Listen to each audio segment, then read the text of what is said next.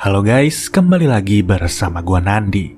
Pada video kali ini, film yang akan diringkas alur ceritanya berjudul The Silence 2010 dengan durasi tayang selama 118 menit atau berkisar 1 jam 58 menit. Tak pernah lupa, semoga kalian bersama keluarga sehat, bahagia selalu ya. Di sebuah kamar dari bangunan kos-kosan, kita akan ditujukan kepada suatu kegiatan. Berlokasi di negara Jerman, ada sebuah tayangan yang diperankan seorang gadis. Lalu, diketahuilah bahwa terdapat dua orang pria yang sedang menonton. Menutup jendela rapat-rapat tanpa membiarkan siapapun tahu. Setelahnya, mereka mengambil mobil dari garasi. Terlihat mobil sedan berwarna merah. Semua ini berlangsung pada tanggal 8 Juli tahun 1986.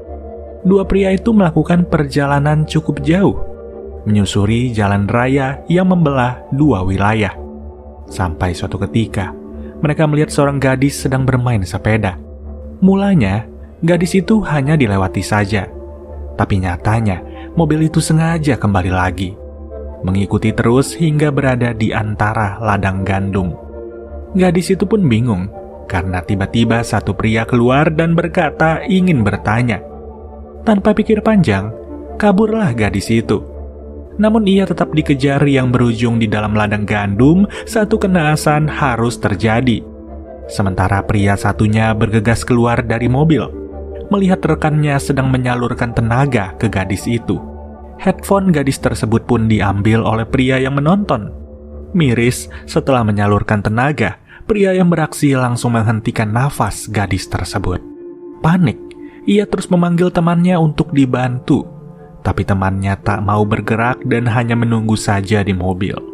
Jasad dimasukkan ke dalam bagasi dan sepeda dibuang ke ladang gandum. Tak lupa, headphone yang dipegang rekannya langsung diminta untuk dibuang. Lalu, kita diperlihatkan kepada sebuah yayasan yang diisi oleh banyak anak-anak.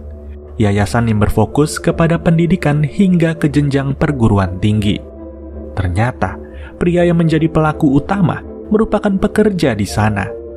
Saat itu, ia pun melihat temannya beranjak pergi. Pergi secara diam-diam dengan menaiki bus berwarna merah. Bingung, si pelaku terus mengejar dan mengejar. Meski pada akhirnya, kepergian temannya itu tak bisa lagi dihentikan. Sejak saat itu, mereka berpisah untuk waktu yang sangat lama.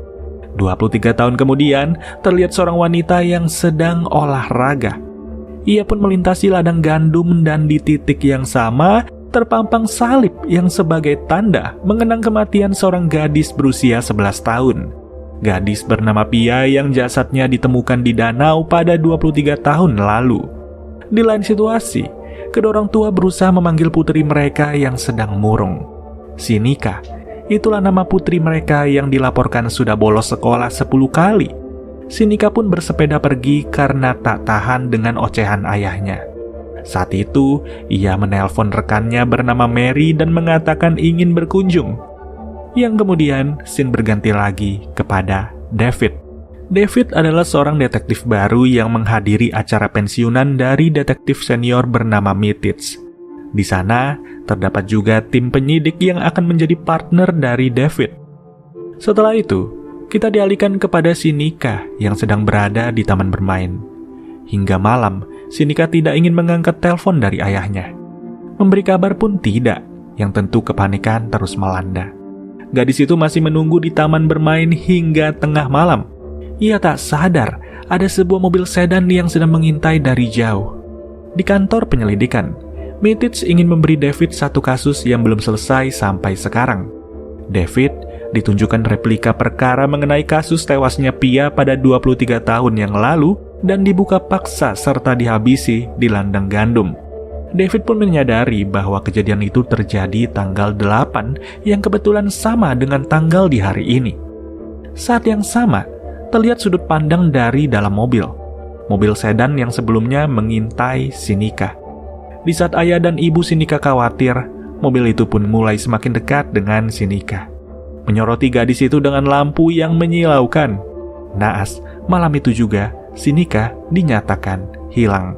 Di lokasi yang sama, sepedanya dibuang oleh seorang pria. Yang berikutnya terlihat seorang pria bernama Timo. Timo yang merupakan seorang arsitek dan baru tiba di rumahnya. Ia memiliki seorang istri dan juga 2 orang anak. 1 anak laki-laki, 1 anak perempuan. Ketika hari berganti, David yang baru bangun tidur tiba-tiba mendapat telepon. Selang 1 jam, seorang wanita yang kembali berolahraga disadarkan akan sesuatu di ladang gandum. Setelah 23 tahun berlalu, polisi kembali mendatangi lokasi ini. Bukan tanpa dasar, sebuah sepeda untuk kedua kalinya ada di sini. Di rumah Sinika, kedua orang tuanya masih positive thinking, berpikiran Sinika tertidur pulas di rumah rekannya. Sementara itu, Timo asik bermain dengan anak laki-lakinya. Tapi ketika ia menghampiri istrinya, fokus pun berubah ke berita yang ada di TV. Berita tentang polisi yang menemukan sepeda perempuan dan tas gym di tempat yang sama. Kasusnya kurang lebih sama. Polisi menduga ada kesamaan pola dengan kasusnya Pia. Pada awalnya korban tidak ditemukan, baru seminggu kemudian mayatnya ditemukan di danau. Kabar buruknya, pelaku belum tertangkap. Timo yang melihat berita itu pun langsung terdiam. Bahkan ketika beranjak, ia seperti orang linglung. Linglung yang membuatnya harus memecahkan botol di saat mengambil minum. Pecahnya botol itu pun disadari oleh anak laki-lakinya yang khawatir. Polisi segera melakukan pencarian di danau terbesar. Danau yang sama ketika jasad Pia ditemukan. Tapi untuk sekarang, tim penyelam belum menemukan tanda-tanda sama sekali. Sayang, atasan David yang berkepala botak tidak memiliki nalar yang tajam. Tak lama kemudian, penyidik wanita berteriak bahwa ia dihampiri oleh kedua orang tua Sinika. Belum mendapat keterangan lebih lanjut, atasan David langsung berkata bahwa ada kemungkinan Sinika sedang berada di rumah temannya. Kedua orang tua Sinika diminta menunggu hingga Sinika pulang ke rumah. Di balik saran yang lucu itu, tim penyidik terus bekerja di TKP, mencari bukti tambahan sekiranya yang belum terdeteksi. Yang mana kasus Sinika ini ternyata membuat Timo tak bisa tidur. Timo sengaja merenung di kolam renang rumahnya. Hal itu pun disadari oleh istrinya yang diberitahu bahwa Timo hanya sekedar haus. Setelahnya, waktu kembali kepada 23 tahun yang lalu. Awal perkenalan si pelaku yang berambut lebih coklat. Rekannya adalah mahasiswa di yayasan itu. Saat itulah diketahui nama si pelaku adalah Pir. Ia berasal dari Denmark dan sudah 8 tahun berada di Jerman. Dan mahasiswa di sebelah Pir adalah Timo. Lalu, kita kembali ke waktu sekarang, yaitu tahun 2009. Para polisi masih menyusuri ladang gandum. Kali ini tenaga yang dikerahkan cukuplah banyak. Sejak kasus Sinika disiarkan, Timo tak bisa fokus kepada keluarganya. Ia bahkan sengaja menghubungi telepon rumahnya sendiri agar terhindar sementara waktu dari keluarganya. Yang ternyata, Timo diam-diam menelpon bosnya untuk meminta izin dengan alasan sedang flu berat. Namun, Timo berkata berbeda kepada keluarganya. Ia berbohong bahwa bosnya menelponnya karena menyuruhnya untuk mendiskusikan proyek di rumah sang bos selama 4 hari. Rumah bos Timo berada jauh dari wilayah ini dan tentu istri Timo tidak kaget jika Timo harus menginap di hotel. Di tempat lain, kita difokuskan kepada wanita yang rutin lari pagi. Rumahnya pun dihampiri oleh Mitits, mantan detektif senior. Ternyata, wanita itu adalah ibu kandung dari Pia. Telah lama ia mengikhlaskan kematian putrinya. Siang itu, Timo menempuh perjalanan cukup jauh. Bukan ke rumah bosnya, melainkan pergi ke daerah masa lalunya. Daerah yang menjadi tempatnya menempuh perguruan tinggi. Tepat di posisinya sekarang, Timo memantau satu kamar kos-kosan yang dihuni oleh Pir. Kasihan, rasa sedih luar biasa tak henti-henti dirasakan kedua orang tua Sinika. Ayah Sinika terus bolak-balik ke taman bermain sembari menelpon putrinya berkali-kali. Tapi tetap saja, tak ada satupun panggilan yang terhubung. Usai berbincang dengan Mitits, ibunya Pia mulai kesal dengan kurangnya perkembangan dalam penyelidikan kasus Sinika. Ia turut merasakan apa yang sedang dirasa oleh kedua orang tua Sinika saat ini. Usai berkunjung ke rumah ibu Pia, Mitits datang ke kediaman David. Ia yakin pelaku di kasus Sinika adalah orang yang sama dengan pelaku di kasus Pia. Mitits bahkan berani berkesimpulan bahwa Sinika dipastikan sudah meninggal. Mayatnya ada di luar sana dan ini hanya masalah waktu sampai para polisi bisa menemukannya. Mitić tidak lagi memiliki wewenang dan ia mempercayakan total kasus ini kepada David. Malam itu, Timo lagi-lagi harus terlihat merenung. Tanda tanya besar yang belum terjawab hingga sekarang. Kemudian, kita flashback lagi ke 23 tahun yang lalu. Timo rutin berkunjung ke kos-kosannya Pierre untuk mengerjakan tugas. Namun entah bagaimana, Pierre menyadari adanya kemiripan antara Timo dengan dirinya. Pierre menyadari kemiripan itu dari tatapan Timo di saat sedang melihat anak-anak yang bermain di halaman. Sontak saja, Pierre berkata ia mempunyai banyak film yang bisa ditonton oleh Timo.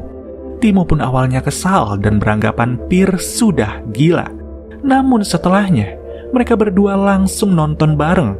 Film yang diperankan oleh satu laki-laki dan satu kriteria kesukaan mereka. Hari berikutnya, belum ada perkembangan mengenai kasus Sinika. Anjing-anjing pelacak dikerahkan dan diharapkan ada hasil yang bisa didapat.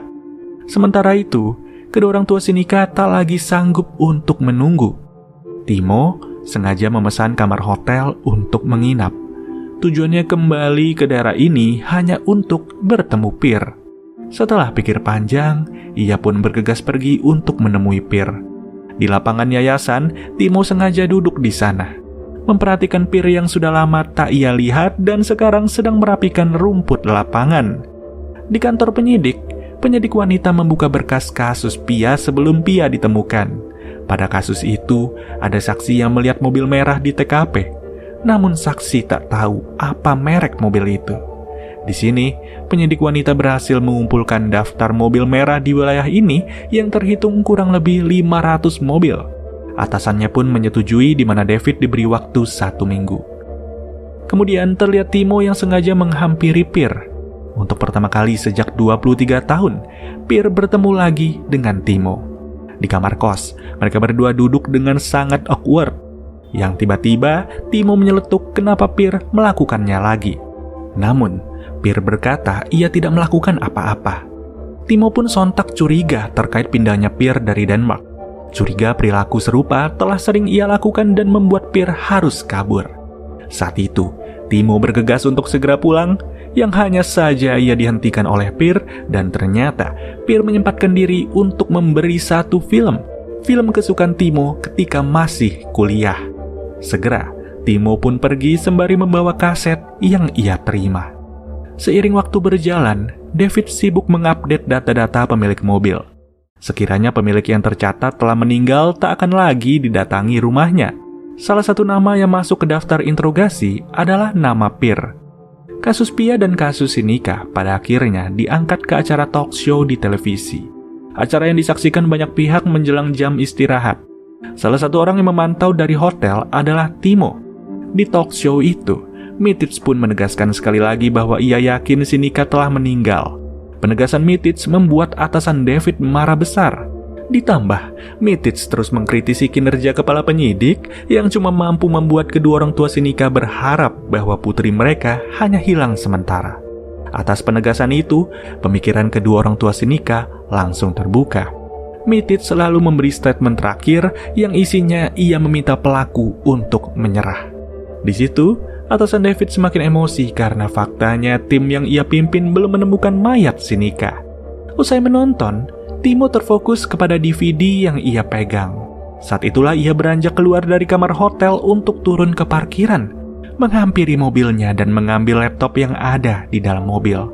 Timo naik lagi ke atas dan dengan penuh rasa tidak sabar, ia kembali ke kamarnya. Setelah 20 tahun lebih, Timo menyaksikan ulang apa yang menjadi kesukaannya.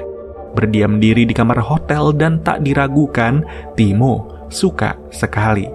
Malam itu juga tiba-tiba saja kantor penyidik dibuat heboh. Kedua orang tua Sinika datang untuk mencuci wajah atasannya David. Sekarang ayahnya Sinika pun yakin putrinya telah meninggal. Rasa frustasi dan stres yang menjadi tontonan tim penyidik. Sedangkan Timo harus menangis karena merasa malu dan bersalah usai menonton. Timo yang menjadi saksi utama atas kotornya perbuatan Pierre.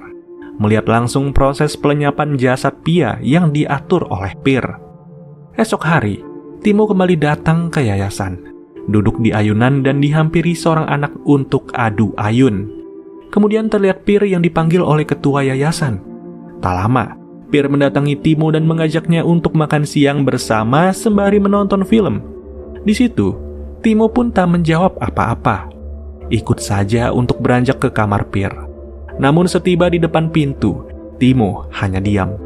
Pierre terus mengajaknya masuk yang seketika Timo langsung pergi.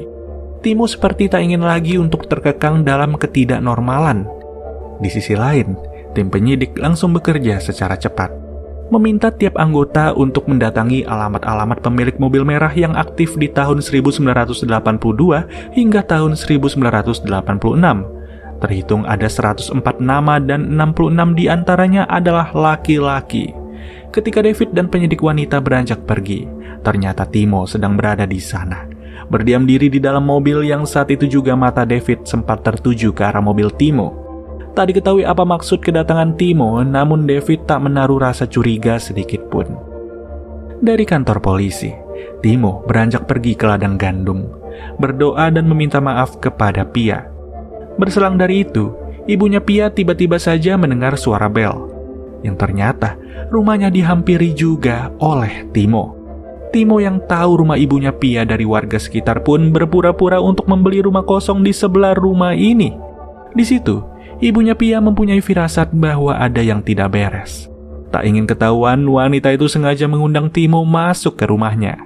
Dari situ, Timo pun tahu bahwa memang benar lawan bicaranya adalah ibunya Pia. Dan selesai berbincang, Timo memberikan kartu namanya sebagai seorang arsitek. Dari kartu nama yang diterima, ibunya Pia secara tak langsung mendapatkan bukti kuat. Sedangkan di mobil, Timo kembali menangis dengan penuh rasa bersalah. Yang tak lama setelahnya, Mitiz dipanggil oleh ibunya Pia. Kebetulan saat itu, David dan penyidik wanita pun akan bergegas ke rumah Pierre. Dari kunjungan Mitiz, David langsung menerima telepon. Terlalu penting sehingga penyidik wanita harus melanjutkan tugas seorang diri. Di rumah Timo, putrinya sedang bermain trampolin. Namun ada tanda buruk yang terjadi saat itu. Timo sendiri sedang menuju ke satu tempat yang tanpa ia ketahui, putrinya harus terjatuh dari trampolin yang roboh. Dan ternyata, Timo sengaja pergi ke danau yang menjadi tempat ditemukannya jasad Pia. Di sisi lain, penyidik wanita telah datang ke kos-kosannya Pierre, mengaku dari kepolisian dan meminta izin untuk masuk. Timo ditelepon oleh istrinya karena tak ada kabar selama 2 hari. Ia pun diberitahu bahwa putrinya terjatuh dari trampolin. Saat itu, David bersama Mitiz terlihat sudah tiba di rumahnya Timo. Yang sekejap istri Timo mengakhiri telepon dikarenakan ada yang mengetuk pintu. Lalu, kita beralih kepada penyidik wanita yang berada di rumah Pierre, menegaskan kepolisian sedang menginvestigasi pemilik mobil merah, di mana Pierre menjadi salah satu pemilik antara tahun 82 sampai tahun 86. Pierre mengaku mobil itu telah ia jual dan sekarang ia hanya menggunakan motor. Setelahnya, Pierre ditanya pada tanggal 8 ia ada di mana dan sedang apa. Yang tiba-tiba ia pergi dan berkata ingin mengambil sesuatu. Di rumah Timo, sang istri yang dihujani pertanyaan berkata bahwa Timo sedang berada di luar kota. Di situ, Mitiz pun meminta izin untuk pergi ke WC. Sekejap, istri Timo bingung kenapa David bisa memegang kartu nama Timo dan ia terus bertanya ini semua maksudnya apa. Pierre terlihat mengambil catatannya yang ia simpan di laci dan di situ pandangannya turut tertuju kepada pisau di dapur. Penyidik wanita pun langsung ia temui. Pierre berkata bahwa jam 10 pagi sampai jam 12.30 siang ia memotong rumput. Jam 1 siang memperbaiki TV milik seorang pengajar, dilanjutkan belanja, memasak, meminyaki ayunan, mencuci, sampai jam 7 malam. Setelahnya ia makan malam dan kemudian nonton DVD sampai tengah malam. Istri Timo bercerita bahwa dulu suaminya menempuh pendidikan matematika. Namun pada tahun 1986, Timo melanjutkan pendidikan di daerah lain yang berujung mereka pun bertemu serta menikah. Pierre sudah siap siaga dengan pisaunya jika lawan bicaranya curiga. Tapi, usai melihat catatan Pierre, si penyidik merasa tak ada yang janggal. Di lain situasi, istri Timo terus mencari Mitiz yang tak kunjung kembali. Tak ada di dalam toilet yang saat itu terdengar suara ketikan keyboard. Sekejap, Mitits berkata bahwa ruangan ini adalah kantor kecil ayah. Kalimat itu memiliki maksud bahwa di komputernya, Timo menyimpan banyak sekali film terlarang. Selesai sudah, istrinya Timo pun hanya bisa termenung di depan komputer. Sedangkan Timo masih berada di area danau, menahan beban moral dan pikiran yang sangat berat, di mana pada sisi lain danau, segerombolan anak sedang bersepeda. Saat itulah, mereka dikejutkan dengan sebuah mobil yang terjun ke danau. Dan bisa dipastikan, Timo memutuskan untuk tetap menutup mulut. Sama kotornya dengan Pir, namun Timo memilih jalur singkat. Saat itu, penyidik wanita pun selesai melakukan tanya jawab. Pir lega usai momen mengerikan ada di depan matanya. Tapi dari sesi tanya jawab, penyidik wanita memberikan tanda tanya kepada sosok Pir. Hanya saja, penyidik itu pun tiba-tiba mendapat konfirmasi bahwa identitas pelaku telah terungkap. Adanya laporan itu membuat kecurigaannya terhadap nama Pir menjadi terhapus. Sekejap waktu, lokasi danau yang sama harus dikerubuni para polisi. Ada kumpulan saksi mata yang melihat satu mobil terjun bebas ke danau. Mitits merasa bangga sekali atas terungkapnya pelaku dalam kasus ini. Meski sebenarnya pelaku yang benar-benar berbuat masih bersantai ria di dalam kos-kosan. Sejak hari itu, kedua orang tua si Nika pun mendengar berita atas ditemukannya identitas pelaku. Saat yang sama, kediaman Timo menjadi sangat hening serta dingin. Satu keluarga tak percaya apa yang disembunyikan oleh Timo. Tepat esok hari, seorang kakek terlihat berenang di danau yang berbeda. Danau yang berada di daerah lain di mana setelah berenang cukup lama, tak sengaja ia melihat satu jasad. Yang tak lain, itu adalah jasadnya si Nika. Laporan atas penemuan jasad si Nika pun akhirnya diterima oleh kepolisian. Kabar yang sudah dinantikan sejak lama oleh kedua orang tua si Nika. Meski kabar yang didapat kabar buruk, namun setidaknya mereka mendapat kepastian. Saat itu juga, keduanya langsung diajak melangkah ke ruang otopsi. David tiba-tiba saja teringat dengan headphone yang digunakan oleh Pia. Barang bukti yang ditemukan di ladang gandum. David segera memutar ulang penjelasan saksi mata yang diam-diam melihat mobil merah di TKP pada waktu itu. Mengatakan bahwa headphone terlempar dari sisi jendela seberang supir. Saat itulah David membuat gambar pelengkap dari keterangan tersebut. Dan David menyimpulkan bahwa ada satu orang lagi yang berada di dalam mobil. Sekejap David langsung memberitahu penemuannya kepada sang atasan. David yakin sekali ada satu orang lagi di dalam mobil itu dan seseorang masih bebas di luar sana. Namun si atasan malah berkata bahwa itu adalah teori yang bodoh, karena menurutnya pelaku sudah jelas tertangkap. David turut mendapat hasil otopsi di jasad si Nika yang menjelaskan tidak ada tanda-tanda pemerkosaan serta hanya murni pembunuhan. Tentu hal ini turut janggal bagi David karena bagaimana mungkin seorang dengan kelainan seperti itu tidak memperkaos lebih dulu. Bisa disimpulkan ada pesan yang ingin disampaikan oleh si pelaku. Pesan bahwa si pelaku selama ini merasa kesepian akibat ditinggal oleh temannya setelah bersama-sama melakukan di tahun 1986. Pesan ini tertuju kepada Timo yang pada tahun 1986 menghilang dari daerah tewasnya Pia. Dari situlah, orang yang satunya berusaha untuk mencari Timo. Dan setelah 23 tahun, orang tersebut mengulangi pola yang sama sampai ke detail paling kecil di tanggal 8 hanya untuk memberi pesan kepada Timo. Jelas, orang yang bisa mengerti pesan ini hanyalah Timo. Tapi tetap, sang atasan tak mau mendengar serta bebal. Lelah untuk melanjutkan kasus ini yang berujung David langsung diskors saat itu juga. Lalu, kita diperlihatkan kepada ibunya Pia, merenung di ladang gandum dan saat itu dihampiri oleh David. Mereka berdoa untuk Pia dan si Nika, begitu juga dengan kedua orang tua si Nika yang berdoa serta turut ikhlas. Namun David masih percaya, apa yang ia pikirkan memang benar adanya. Masih ada satu orang yang bebas di luar sana. Kemudian, terlihat Pir yang mengendarai mobil sedan. Awalnya sempat dikira bahwa ia telah berbohong kepada penyidik wanita. Namun ternyata, Pir melakukan aksinya dengan meminjam mobil ketua yayasan. Saat itulah, Pir melihat berita di koran terkait tewasnya Timo di danau. Dan atas apa yang ia lihat, Pir langsung termenung. Ketika ditanya oleh ketua yayasan, apakah kamu kenal orang itu? Pir pun menjawab bahwa itu adalah teman lamanya dan Pir sempat mengirimkannya pesan. Lalu, Pir langsung beranjak pergi ke kamar kosnya. memperhatikan sebentar ke arah luar dan kemudian ia masuk dengan menutup pintu. Pada intinya, film ini mengisahkan tentang dua orang pria yang memiliki kelainan yang sangat amat kotor. Dan berujung satu pria yaitu Timo harus menyesali perbuatannya selama ini. Dan bahkan ia sempat ingin menyerahkan diri ke kantor polisi.